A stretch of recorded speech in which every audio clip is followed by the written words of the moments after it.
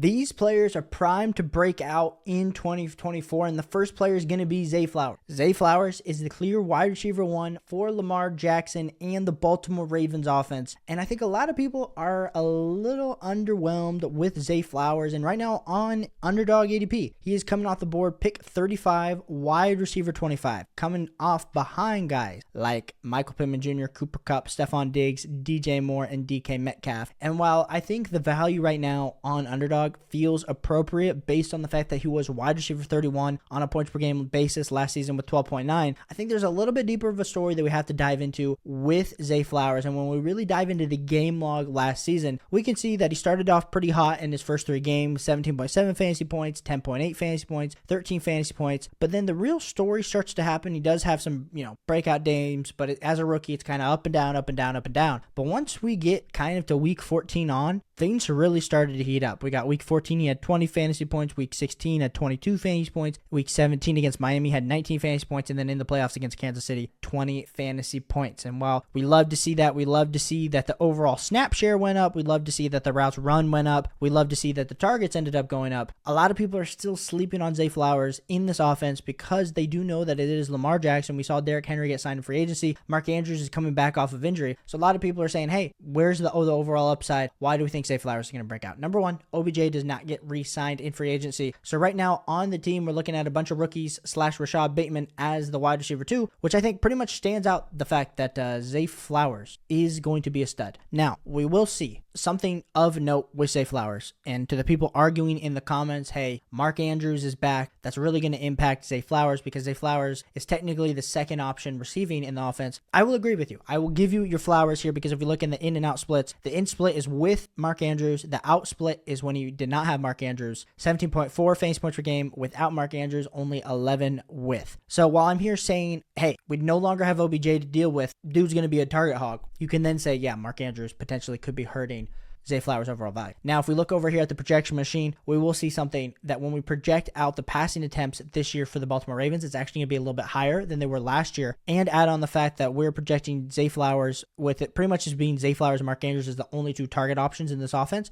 Zay Flowers is getting 127 targets, 86 receptions, 1,000 yards, 7 receiving touchdowns. If we go back to player profiler and seeing exactly what he did last year, he had 108 targets for 77 receptions, 858 yards, and 5 total touchdowns. So right now, pretty much being projected in that wide receiver 20 to wide receiver 22 range, which is where he's being drafted. So you're probably going to be like, well, Caleb, where's the overall upside here? But my thing is this. If we look at kind of the target share, they're projecting Mark Andrews to get 117. If Mark Andrews, for any reason, maybe some of those targets end up going to Zay Flowers, and Zay Flowers can actually, instead of getting 127, get 135, 140 targets, we could be talking about Zay Flowers being a top 16 wide receiver in fantasy football for 2024. Now, you can paint that picture for a lot of different wide receivers, so not over here saying, wow, that's anything amazing. But I do think when we're talking about Zay Flowers, he's in an offense that has an elite level quarterback. He's in an offense where he is the clear alpha level wide receiver. We're going to see the snap share just continue to rise this next year. Hopefully that target rate, it was wide receiver 41 last year on this target rate, wide receiver 26 in target. So if he can get those 2 metrics to go up, I think overall we're talking about Zay Flowers being an absolute breakout primed in 2024 with the lack of competition. My second player that I think is going to demand to break out is going to be JSN for the Seattle Seahawks. And you see the 2 jerseys behind me. You do. You're going to say, Caleb, you're an absolute fanboy for picking up on Jackson Smith-Njigba. And while I would say, yeah, I think there's some reason to be said. JSN is the wide receiver 47 on Underdog right now. And this just feels low. This just feels really low. I'm not the biggest Christian Watson guy who's ahead of him. I'm not the biggest Keon Coleman guy that's ahead of him. I like some Deontay Johnson, Rashee Rice, Brian Thomas. We've seen nothing from him.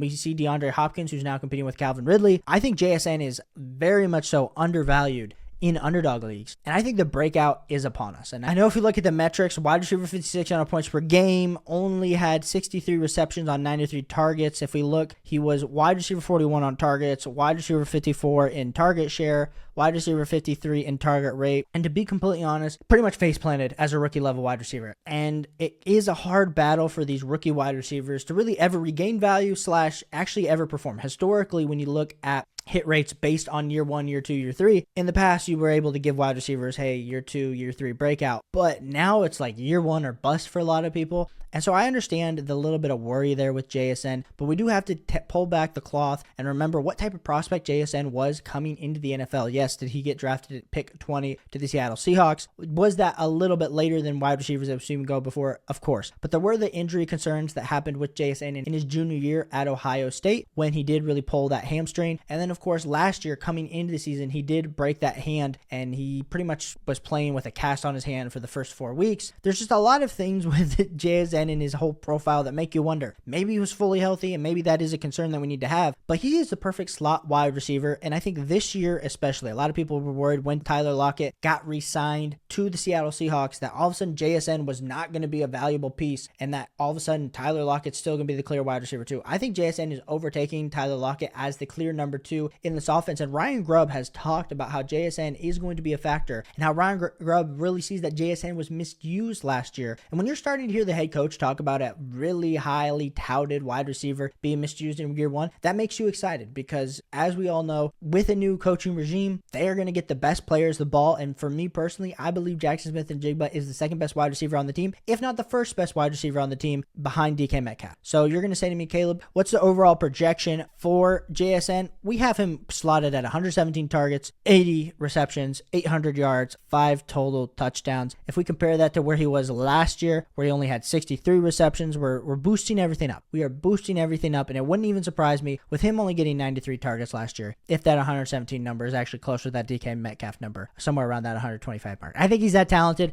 I think JSN is absolutely a dude that is primed to break out in 2024. Let me know what you think of JSN down below. Let me know if I'm just smoking that Ohio State goodness. Let me know down below. My third player is going to be Dalton Kincaid, and Dalton Kincaid slides right into maybe the wide receiver 1 role for the Bills. And yes, I do know Dalton Kincaid's a tight end, but who is he competing with in the wide receiver ranks? He's competing with Keon Coleman, Curtis Samuel, Khalil Shakir. Give me some freaking Dalton Kincaid. This dude is about to go absolutely bananas. And the reason that he's about to go absolutely bananas is because Josh Allen is his quarterback. Josh Allen is a top 2 quarterback in the NFL. And last year, tight end 14 on a points per game basis with 16 games played. He had 91 targets, 73 receptions, 673 yards, and 2 total receiving touchdowns. He was the tight end 8 on a target share basis, tight end 16 on target rate. But I think the most exciting thing was he actually played the second most snaps in the slot. So they were actually using him in the passing game very effectively, but he was the tight end 7 on actual catches. So I am absolutely pumped to see some Dalton Kincaid in this next year. And when we actually see Dalton Kincaid when he played with Dawson Knox versus without Dawson Knox, you're going to see that in the out split, Dalton Kincaid absolutely emerged. So in the 11 games they played, Dalton Kincaid only averaged 7.38 fantasy points per game. When there was no Dawson Knox, that almost doubled the 14 fantasy points per game. Now, what is changing? Dawson Knox is still in this offense, so that's not changing. But the fact is, no more Stephon Diggs, which makes me absolutely pumped for Dalton Kincaid's overall value.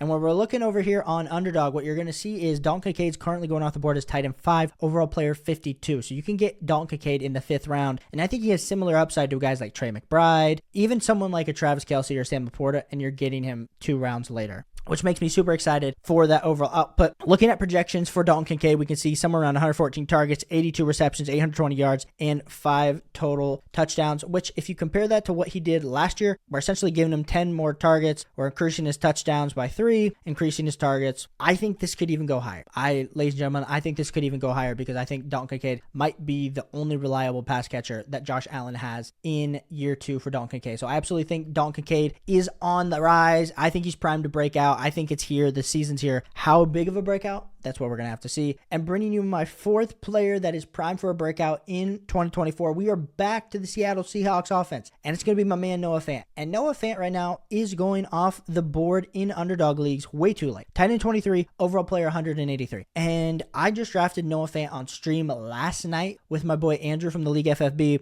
And the reason is we like Noah Fant super late is because he's got similar upside to guys in the similar range. Hunter Henry, Ben Sinnott, K. Dotton, Tyler Conklin, Isaiah Likely, and Noah Fant. Noah Fant actually has been talked about more being used in the receiving game than previous years. Ryan Grubb actually talked about the fact that Noah Fant has been misused, where they've been using him a lot as a blocker when that's not his strength. When actually being a receiver, being vertical, being able to beat linebackers off the line of scrimmage is where he really excels. And the thing is, when we're looking at this offense, we talked like they do have JSN in the slot, but they do need to be sometimes when they're using those 4 wide receiver sets, being able to use Noah Fant as one of those receiving options. I think is going to be super valuable for Noah Fant because as everyone knows, Noah Fant as a tight end prospect, I know he's getting up there in age. He's 26 years old. So we are always quick to forget, but my man ran a 4.5 40-yard dash coming out of the University of Iowa, 6'4", 249 pounds. He was drafted with pick 20 in the first round. He was given the same type of draft capital as a guy like a Dalton Kincaid, a guy like a TJ Hawkinson. I know TJ Hawkinson was top 10, but very much still got first round draft capital as a tight end, which is impressive. And he's never been able to live up to that potential. We're talking the last 2 years, 9.9